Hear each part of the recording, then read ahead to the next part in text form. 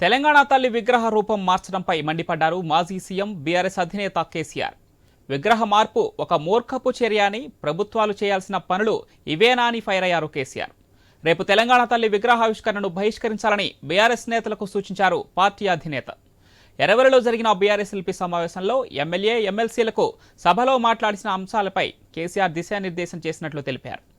3 గంటల పైగా సమావేశం కొనసాగింది. విగ్రహ ఏర్పాటుపై ప్రశ్నించాలని కేసీఆర్తో పాటు మాజీ మంత్రులు హరీష్ రావు, కేటీఆర్లు ఆ పార్టీ నేతలకు సూచించారు. ప్రభుత్వ వైఫల్యాలపై సభావేదికగా కొట్లాడాలన్నారు. ఫిబ్రవరిలో భారీ బహిరంగ సభ ఏర్పాటు చేసి సర్కారు వైఖరిని ఎండగడతామన్నారు. నూతన కార్యవర్గం సభ్యత్వ నమోదు చేపడతామన్నారు.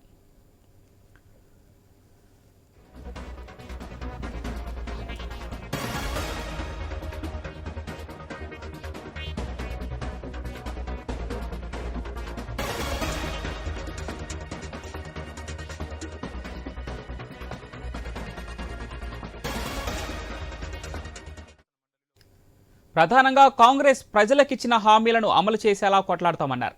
రైతులకు రైతు భరోసా, రైతు బీమా ఏడాది కాలంగా రాకపోవడంపై అసెంబ్లీ వేదికగా సభలో ప్రశ్నిస్తామన్నారు.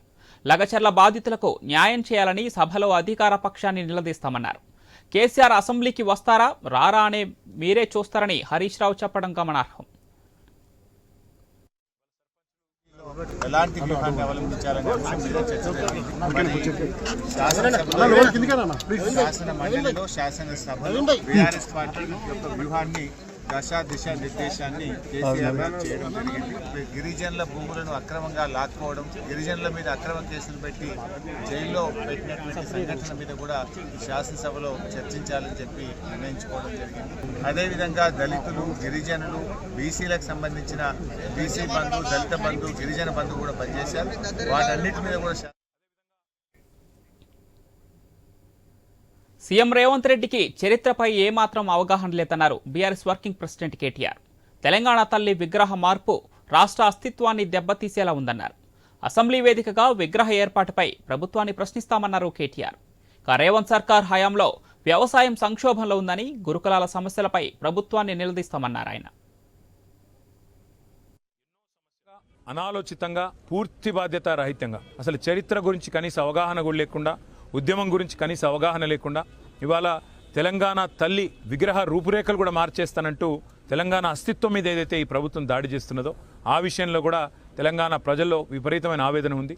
వారి ఆవేదనకు కూడా గొంతుగా బీఆర్ఎస్ పార్టీ నిలుస్తుంది. తప్పకుండా రాష్ట్ర ప్రభుత్వం చేస్తున్న ఈ దుర్మార్గమైన పనిని కూడా మేము శాసనసభలో, శాసన మండలిలో నిలదీస్తాం. కేసీఆర్ గారి ఆధ్వర్యంలో ఈరోజు ఇందులో పెద్దలు కేసీఆర్ గారు చాలా వివరంగా అన్ని విషయాల్లో కూడా పార్టీ యొక్క సభ్యులకు, పార్టీ యొక్క నాయకులకు దిశానిర్దేశం చేయడం జరిగింది. ముఖ్యంగా రాష్ట్రంలో ప్రస్తుతం నెలకొని ఉన్న ప్రజా సమస్యల మీద ప్రధాన ప్రతిపక్షంగా గలమెత్తి కొట్లాడాలి, తప్పకుండా ప్రభుత్వాన్ని నిలదీయాలి. రాష్ట్రంలో ప్రజలు పడుతున్న ఇబ్బందుల విషయంలో బలంగా మన వాణిని వినిపించాలని చెప్పి కేసీఆర్ గారు సూచనలు చేయడం జరిగింది. ప్రభుత్వం తానిచ్చిన హామీలు నెరవేర్చక, తానిచ్చిన హామీలు నిలబెట్టుకోక, అరకొరగా రుణమాఫీ చేసి, రైతు భరోసా అనేది ఇంతవరకు లేకుండా చేసి, కొనుగోలు కేంద్రాలు కనీసం సరిగా నడపలేని పరిస్థితి, బోనస్ ఇవ్వకుండానే ఏదో చేసినట్టుగా నటిస్తూ ఇవాళ రైతులను దగా చేసి విజయోత్సవాలు పేరిట మళ్ళొక్కసారి వాళ్ళను అవమానం పాలు చేస్తున్న వైనాన్ని చాలా దీర్ఘంగా చర్చించడం జరిగింది. రాష్ట్రంలో ముఖ్యంగా గ్రామీణ ప్రాంతాల్లో ఉండే రైతులందరికీ భారత రాష్ట్ర సమితి తరఫున మేము చెప్పేది, మీ గొంతుగా,